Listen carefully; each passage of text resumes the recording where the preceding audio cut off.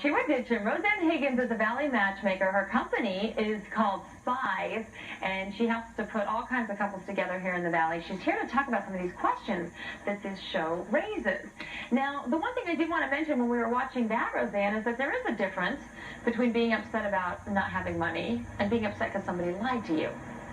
If a guy's just using a line and he says, yeah, I have 50 million, I would just go, yeah, yeah, sure. Right. But if he says it and he's been leading me on all the way along, I can't imagine going to France and competing in a show for a guy with 19 other girls and believing the whole time as he wines and dines me that he does have all this money. And then all of a sudden he doesn't. I would wonder, what kind of road have I been led on? Because the guy has been living this lie, and so I can imagine that the women would have a problem with that. However, part of this huge attraction they have is about the money. Is that just what they're looking for? Everybody's looking for, there's like a top six. Girls want somebody who is honest, is number one, then nice, then communicative, then physically fit, then financially secure, then taller than they are, and active. Money is usually, for healthy women, lower on the list.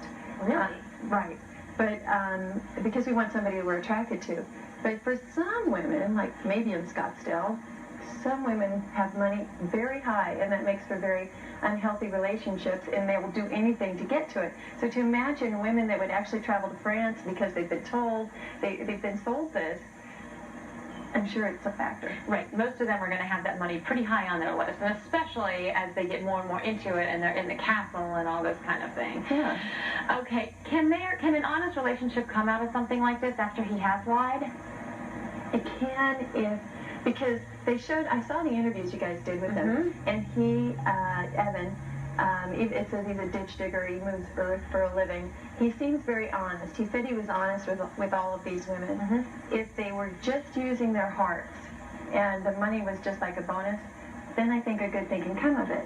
But if they were using their hearts with dollar signs in their eyes, once you find out a guy who you've been told makes 50 million, all of a sudden makes $19,000 a year, I think that it doesn't make you a gold digger to not want him. I think it makes you somebody who wants an honest man.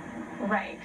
So we're going to have to see when this whole thing comes to light, and I'm so interested to see the look on these women's faces when they find out. And I told a friend of mine I should write a book because men do bad picking.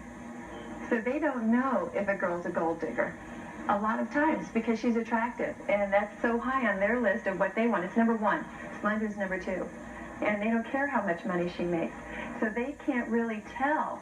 They can't filter the girls that are the gold diggers.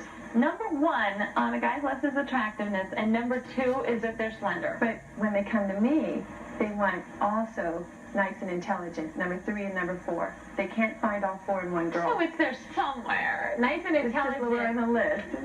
And nice. If he's triple fine, then all bets are off. And guys are pretty easy to figure out, aren't they?